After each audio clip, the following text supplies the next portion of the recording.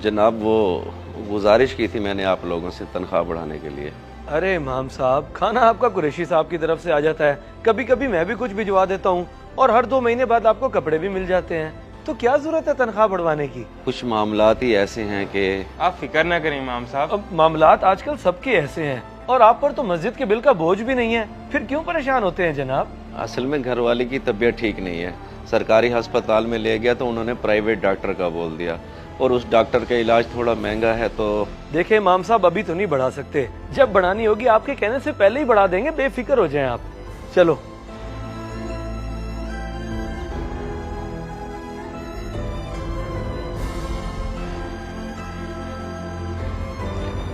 आपके इतने कहने के बाद उन्हें आपकी तनख्वाह बढ़ा देनी चाहिए थी। बस बेटा मैं क्या कह सकता हूँ, साहब लोग हैं, इनकी मर्जी। आपने अपनी परेशानी भी तो बयान की है, फिर भी कोई फर्क नहीं पड़ा इन पे। बात एहसास की है, अगर कोई ना करे तो जबरदस्ती तो नहीं कराया जा सकता ना बेटे। अच्छा आप ऐसा करें, ये कुछ पैसे रख लें, शायद आपके काम आ जाए। अरे नहीं नहीं बेटा, मुझे जरूरत नहीं इनकी, तुम रखो, अल्लाह तुम्हें बहुत दे। मुझे खुशी हुई है तुम्हारा एहसास देके, काश ऐसा एहसास इन सब में भी होता।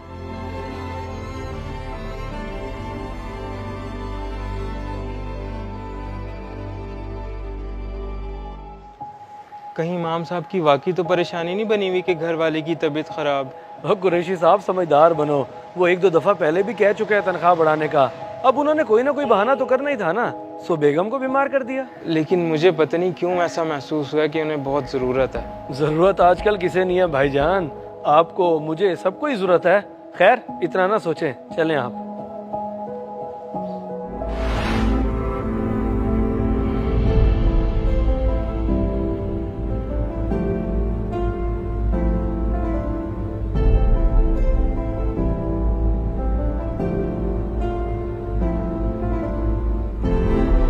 ये बच्चा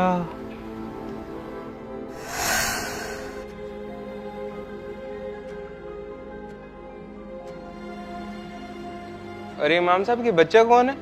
ये मेरा बरखुरदार है जनाब।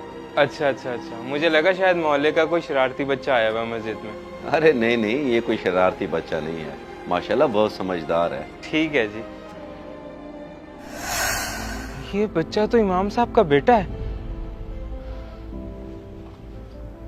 अंकल ये पंखा लेंगे आप? अरे बेटा, इतने जदीद यूपीएस सोलर के दौर में ये हाथ वाले पंखे कौन खरीदेगा तुमसे? कोई ना कोई तो खरीद ही लेगा अंकल, इसके अलावा और कुछ नहीं बेचने आता मुझे, पहली दफा निकला हूँ घर से।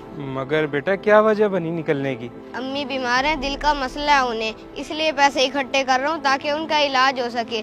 थोड़ा बहुत जितना भी कमाऊंगा जमा करता रहूंगा।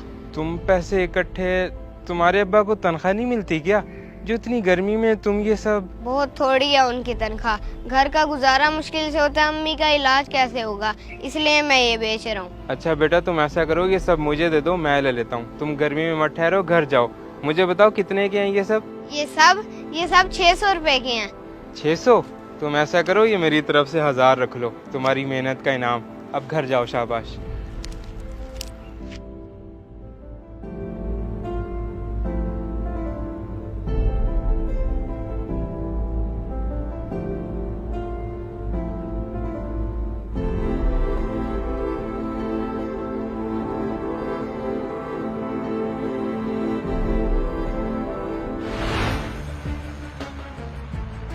क्या इमाम साहब का बेटा और ये पंखे? जी देखा, मैंने आपको कहा था ना कि मुझे लग रहा है इमाम साहब मुश्किल में हैं, और वही हुआ। और हम समझ रहे थे कि इमाम साहब बहाना कर रहे हैं। बस गलत फहमी हो गई मुझे, और मेरी वजह से आप भी उन्हें गलत समझ बैठे। जी भाईजान, अपने मामलात पर तो हम हज़ारों रुपए खर्च कर देते हैं, लेकिन जो इमाम मस्जिद हैं, जिनके पीछे हम नमाज पढ़ते हैं, जिनसे हम अपनी मुश्किलात में आसानियों की दुआ करवाते हैं, उनकी परेशानियों को हम क्यों नज़रअंदाज कर देते हैं? बिल्कुल सही कह रहे हो आप, गलती तो हमसे हुई है, अब इस गलती को वक्ती सुधार लें तो बेहतर है। आ जाए।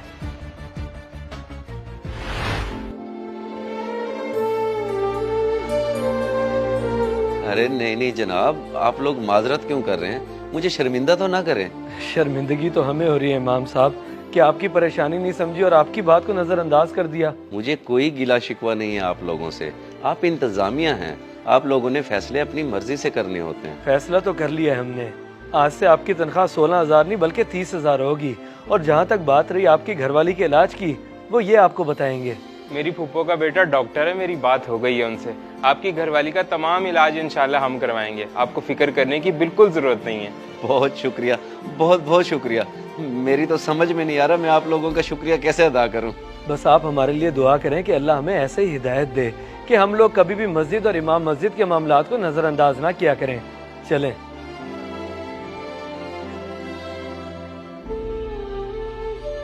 अगर वीडियो पसंद आए तो ज़रूर शेयर करें, शायद आपकी वजह से किसी की इस्लाह हो जाए।